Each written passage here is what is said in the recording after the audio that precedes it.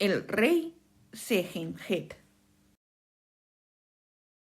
Hola a todos, amigos de la historia. Hoy vamos a viajar a un rincón de la meseta de Saqqara que durante milenios permaneció oculto bajo la arena, guardando uno de los misterios más desconcertantes de la arqueología. Tras la muerte del gran faraón Djoser, el hombre que petrificó la eternidad, el trono de Egipto fue ocupado por un soberano que hoy apenas es algo más que un susurro en los anales: Segenjet. Su nombre de Horus, que significa poderoso en cuerpo, nos habla de un monarca que ascendió al trono con la ambición de igualar o incluso superar el legado de su predecesor. Sin embargo, la historia de Segenjet no es la de un triunfo monumental, sino la de una interrupción abrupta que nos obliga a preguntarnos qué ocurrió en el corazón de la dinastía tercera para que su gran sueño de piedra quedara sepultada por el tiempo. Segenjet, identificado en las listas reales posteriores como Djoser-Ti, gobernó Egipto durante un breve periodo que los especialistas estiman entre 6 y 7 años. Aquí quiero hacer un inciso para hablar sobre las fechas del Antiguo Egipto. Son profesionales, ya que debido a los continuos trabajos y excavaciones arqueológicas se van matizando las fechas de los reinados y son aproximativas, pudiendo retroceder o avanzar en el tiempo según los nuevos estudios. Estaríamos aproximadamente hacia el 2648 a.C. Las pruebas arqueológicas, como los sellos hallados en la tumba de Hasegemui en Abidos, sugieren que fue el sucesor directo de Djoser y que, como hijo y heredero, Segenjet supervisó el entierro de su predecesor. Aunque su reinado fue corto, no fue un rey inactivo. Siguiendo las rutas trazadas por sus antepasados, envió expediciones militares y mineras al Wadi Maghwara, en el Sinaí, para asegurar el suministro de cobre y por primera vez documentada con este término de turquesas. Es fascinante observar cómo su autoridad se extendía hasta la frontera sur. Una impresión de sello hallada en la isla de Elefantina no solo confirma su control sobre la región, sino que nos proporciona la mención más antigua conocida del nombre de la ciudad de Elefantina, Abu. En el ámbito administrativo, Segenjet contó con el apoyo del genio de su época, el visir y arquitecto Imhotep, quien continuó ejerciendo como arquitecto real. Juntos se propusieron levantar un complejo funerario al suroeste del de Djoser, utilizando técnicas que demuestran un avance significativo en la arquitectura. Bloques de mayor tamaño y una organización más racional de las estructuras subterráneas. El proyecto central de su reinado fue una pirámide escalonada en Saqqara, diseñada para tener 7 niveles y alcanzar los 70 metros de altura, superando así los 6 escalones y 60 metros del monumento de Djoser. A diferencia de la pirámide de su predecesor, que tenía una base rectangular, la de Segenjet se planeó con una base cuadrada de unos 120 metros de lado, lo que indica una búsqueda de la perfección geométrica. Los muros del recinto, que medían 500 por 200 metros, mostraban el mismo estilo de fachada de palacio, pero con bloques de piedra caliza de Tura, mucho mejor labrados y de mayor envergadura. Bajo la mole de piedra, Imhotep diseñó un prodigio de ingeniería inversa, un laberinto de 132 cámaras de almacenamiento, dispuestas en forma de U, alrededor de la cámara sepulcral. Para acceder al corazón del monumento se excavó un corredor descendente de 80 metros que atravesaba un pozo vertical de seguridad, seccionando el pasillo. Sin embargo, el destino fue esquivo. La prematura muerte del rey dejó el complejo inconcluso, con la pirámide apenas elevándose unos metros sobre el suelo del desierto, lo que ha llevado a algunos investigadores a sugerir un posible debilitamiento de la institución monárquica en esta etapa. La historia moderna de Segenjet es inseparable del nombre del arqueólogo egipcio Zakaria Goneim, quien en septiembre de 1951 realizó un hallazgo que conmocionó al mundo.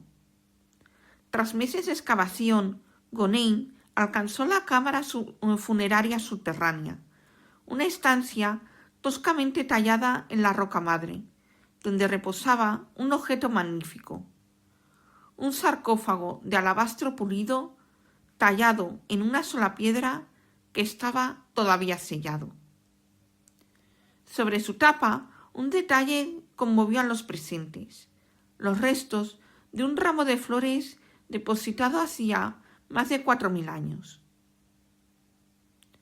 El 26 de junio de 1954, ante una audiencia internacional de periodistas y cámaras de televisión, se procedió a la apertura del sarcófago, con la esperanza de hallar la primera momia real intacta del Imperio Antiguo. La decepción fue absoluta. El sarcófago estaba vacío. Este vacío generó una de las mayores polémicas en la egiptología. El arquitecto Jean-Philippe Lauer sugirió que el rey pudo morir en campaña y que se realizó un enterramiento simbólico. Otros defienden que la pirámide era en realidad un cenotafio y que la verdadera tumba del monarca permanece oculta bajo las arenas del desierto. A pesar de la ausencia del rey, el complejo de Segenjet nos legó un tesoro arqueológico incalculable. En un escondrijo del corredor principal que escapó a la rapiña de los saqueadores, Goneim halló el ajuar funerario de oro más antiguo de Egipto. Este conjunto incluía 21 objetos de oro puro, entre ellos brazaletes, cuentas de fayenza cubiertas de láminas de oro y curiosos recipientes con formas de concha de ostra y mejillón, realizados en el metal precioso. Además, se recuperaron unos 700 recipientes de piedra y un portaplumas inscrito con el nombre de Djoser-Ti, confirmando definitivamente la identidad del soberano. Un hallazgo inquietante fue el de la tumba sur del complejo, que sí fue terminada y estaba cubierta por una pequeña mastaba. En su subestructura, los arqueólogos descubrieron un ataúd de madera con el esqueleto de un niño de unos 2 años de edad, contemporáneo de la construcción. Se especula que pudo ser un hijo del rey, enterrado allí ante la falta de una tumba familiar terminada, lo que añade una nota de tragedia personal a la majestuosidad interrumpida del recinto. El reinado de Segenjet, aunque breve, representa un eslabón fundamental en la evolución hacia las grandes pirámides de la Cuarta Dinastía. Su complejo demuestra que la maquinaria administrativa y técnica de Imhotep seguía perfeccionándose, refinando el uso del sillar y la logística a gran escala. Tras su muerte, el país parece haber entrado en una fase de cierta inestabilidad o desorden sucesorio.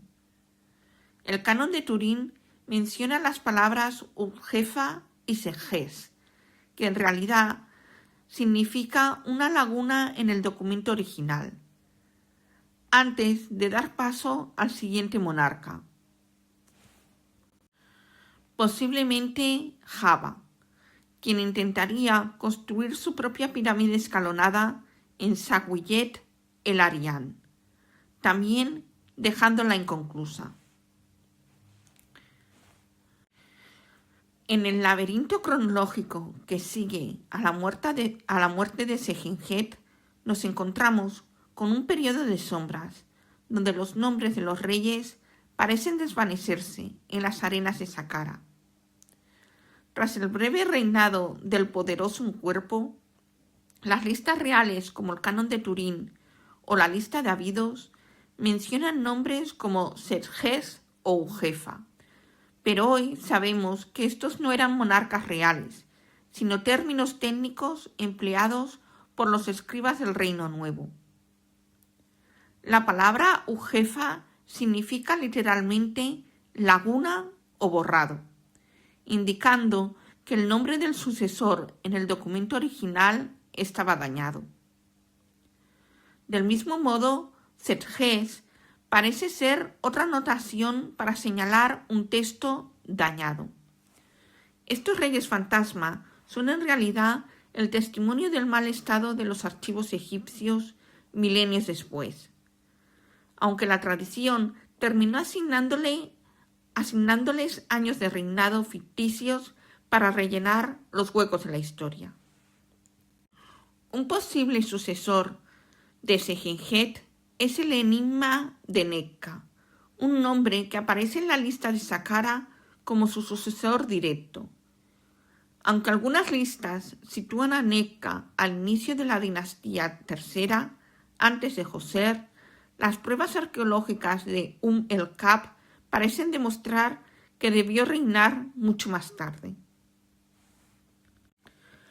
La egiptología moderna tiende a identificar a Neca con el nombre de Horus Sanaj, basándose en una impresión de sello de la tumba K2 en Beit Jalaf, donde ambos nombres parecen vincularse. Este Sanaj Neca habría gobernado unos 6 años, dejando su huella en los relieves de Wadi Maguara en el Sinaí, donde se le representa con la corona roja, golpeando a un enemigo en una escena que incluye la referencia más antigua conocida a la turquesa. El tercer candidato en este rompecabezas sucesorio es el esquivo Java, a quien muchos sitúan como el posible tercer o cuarto rey de la dinastía. A Java se le atribuye la construcción de la pirámide estratificada en Saguiyet el Arián, un monumento que, al igual que el de Segenjet, quedó inconcluso, reflejando quizá un momento de debilitamiento de la institución monárquica o de inestabilidad económica. La presencia de su nombre en cuencos de piedra en Saguiyet el Arián y en sellos de la isla elefantina confirma que, a pesar de la brevedad de estos reinados, la maquinaria administrativa de Egipto seguía funcionando desde el delta hasta la frontera sur. Al final, este desfile de sombras daría paso a Uni, el último gran soberano de la dinastía tercera, quien intentaría reafirmar el control real antes del amanecer de la era de las grandes pirámides de Giza. Si te ha gustado este vídeo, no olvides suscribirte y activar la campanita para seguir aprendiendo juntos sobre la historia de Egipto. Hasta el próximo vídeo.